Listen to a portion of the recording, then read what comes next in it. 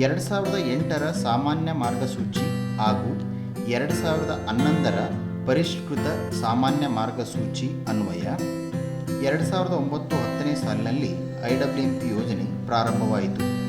ಕೇಂದ್ರ ಪುರಸ್ಕೃತ ಪ್ರಧಾನಮಂತ್ರಿ ಕೃಷಿ ಸಿಂಚಾಯಿ ಯೋಜನೆ ಎಂದು 2014-15ರಲ್ಲಿ ಪುನರ್ ನಾಮಕರಣ ಮಾಡಲಾಯಿತು.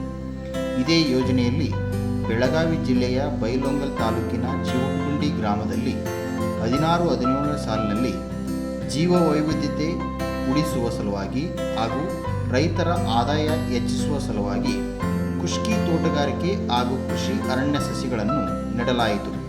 ಸದರಿ ವಿಷಯದ ಕುರಿತು ಅಧಿಕಾರಿಗಳು ಹಾಗೂ ರೈತರು ಏನು ಹೇಳುತ್ತಾರೆ ಎಂದು ತಿಳಿಯೋಣ ಬನ್ನಿ. ನಾವಿವತ್ತು ಬೈಲಹೊಂಗಲದ ಚಿವಟಗುಂಡಿ ಗ್ರಾಮದಲ್ಲಿ ನಿಂತಿದ್ದೀವಿ. ಇಲ್ಲಿ ಮಣ್ಣು ಮತ್ತು ನೀರಿನ ಸಂರಕ್ಷಣೆ ಕುರಿತಾಗಿ ಯೋಜನೆಗಳನ್ನು ಘನ ಸರ್ಕಾರ ಕೈಗೊಂಡಿತ್ತು. ಅದರ ಪ್ರಕಾರ IWMP ಬ್ಯಾಚ್ 2ದಲ್ಲಿ ನಾವು ಕಾರ್ಯಕ್ರಮವನ್ನು ಕೈಗೊಂಡಿದ್ವಿ.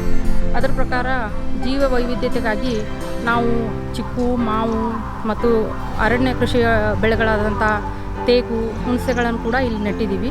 ನಾವು ಬೆಳೆ ವೈವಿಧ್ಯತೆ ಹಾಗೂ ಪ್ರಾಣಿ ಪಕ್ಷಿಗಳ ಸಂರಕ್ಷಣೆಗೆ ಕೂಡ ಒತ್ತನ್ನು ಕೊಡಲಾಗಿದೆ. ಇಲ್ಲಿ ರೈತರ ಇಳುವರಿ ದ್ವಿಗುಣಗೊಳ್ಳುತ್ತೆ. ಅದರ ಜೊತೆಗೆ ನಮಗೇನು ಹಣ್ಣು ಮತ್ತು ಏನು ಕಟ್ಟಿಗೆ ಕೂಡ ಇಲ್ಲಿ ದೊರೆಯುತ್ತದೆ. ರೈತರ ಇಳುವರಿ ಹೆಚ್ಚಿ ಮತ್ತು ನೀರಿನ ಸಂರಕ್ಷಣೆ ಕೂಡ ಇಲ್ಲಿ ಮಾಡಲಾಗ್ತದೆ. ಸಾಕಷ್ಟು ಕಾಮಗಾರಿಗಳನ್ನು ತಡೆಹಣಿಗಳಿರ್ಬೋದು ಹಾಗೂ ನಾಲಾಬದುಗಳಿರ್ಬೋದು, ಸಾಕಷ್ಟು ಕಾರ್ಯಕ್ರಮಗಳನ್ನು ಕೂಡ ಇಲ್ಲಿ ಕೈಗೊಳ್ಳಲಾಗಿದೆ. ಇವತ್ತಿನ ದಿನ ನಾವು ಸಮಗ್ರ ಕೃಷಿ ಪದ್ಧತಿಗೆ ಹೆಚ್ಚಿನ ಒತ್ತನ್ನು ಕೊಡಲಾಗಿದೆ. ಯಾಕಂತಂದರೆ ಕೇವಲ ಕೃಷಿ ಅನ್ನೋದೇನೆ ಜಲಾನಯನ, ಕೃಷಿ ಮತ್ತು ತೋಟಗಾರಿಕೆ ಹಾಗೂ ಅರಣ್ಯ ಇಲಾಖೆಯನ್ನು ಕೂಡ ಇದರಲ್ಲಿ ಸದ್ಬಳಕೆ ಮಾಡಲಾಗಿದೆ. ಇಲ್ಲಿ ನಾವು ನಿಂತಿರುವಂತಹ ಜಾಗ ಬಂದು ಬಂಜರು ಭೂಮಿ. ಇಲ್ಲಿ ನಾವು ಹೆಚ್ಚಿನ ಇಳುವರಿಯನ್ನು ಪಡೆಯಲಿಕ್ಕೆ ಸಾಧ್ಯವಾಗ್ತಾ ಇರಲಿಲ್ಲ.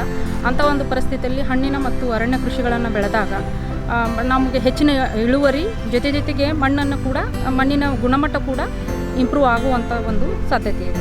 ನಂಬರು 11/2 ಇದರಲ್ಲಿ ಜಲಾನಯನ ಅಭಿವೃದ್ಧಿ ಇಲಾಖೆ ವತಿಯಿಂದ ಈ ಮಾವು, ಚಿಕ್ಕು ಬೆಳೆದೇವೆ. ಸಾಗವಾಣಿ ಮತ್ತು ಇದು ಹುಣಸೆ ಗ್ರಾಮ. ಅದರಿಂದ ನಮ್ಮ ರೈತರಿಗೆ ಅನುಕೂಲ ಆಗುವಂಗೆ ಈ ಹಣ್ಣಿನ ಬೆಳೆ ಮಾಡೋದ್ರಿಂದ ನಮಗೆ ಜಾಸ್ತಿ ಇದು ಇನ್ಕಮ್ ಬರುವಂಥದ್ದು ಚಾನ್ಸ್ ಹೆಚ್ಚತ್ತ ಸಂಬಂಧ ಹಣ್ಣಿನ ಬೆಳೆಗಳು ಮಾಡಿದ್ದೇವೆ. ಮತ್ತು ಈ ನಮ್ಮ ಭೂಮಿ ಇವು ಮಸಾರಿ ಇದಾವೆ. ಈ ಭೂಮಿಯಾಗ ಈ ಹಣ್ಣಿನ ಸಸಿ ಬೆಳೆಯೋದ್ರಿಂದ ನಮಗೆ ಹೆಚ್ಚಿನ ಇದು ಉತ್ಪನ್ನ ಬರುತ್ತೆ ಅನ್ನುವಂಥ ಒಂದು ಉದ್ದೇಶ. ಸೈಡ್ ಹೊಲದ ಸುತ್ತಮುತ್ತಲೇ ಇದನ್ನು ಹಚ್ಚೋದ್ರಿಂದ ನಮಗೇನು ವೇಸ್ಟ್ ಆಗೋದಿಲ್ಲ. ಆದರೆ ಈ ಸಾಗವಾಣಿ ಮಣಿಗಳಿಗೆ ಉಪಯೋಗ ಆಗ್ತದೆ. ರೈತಿಗೆ ಇದಕ್ಕೆ ಗಾಡೆ ಕೂರಿಗೆ, ರೆಂಟಿ, ಕುಂಟಿಗೆ ಹಸಕ್ಕೆ ಅನುಕೂಲ ಆಗ್ತೈತೆ. ಇದು 2 ಎಕರೆ 35 ಗುಂಟೆ ಒಟ್ಟು.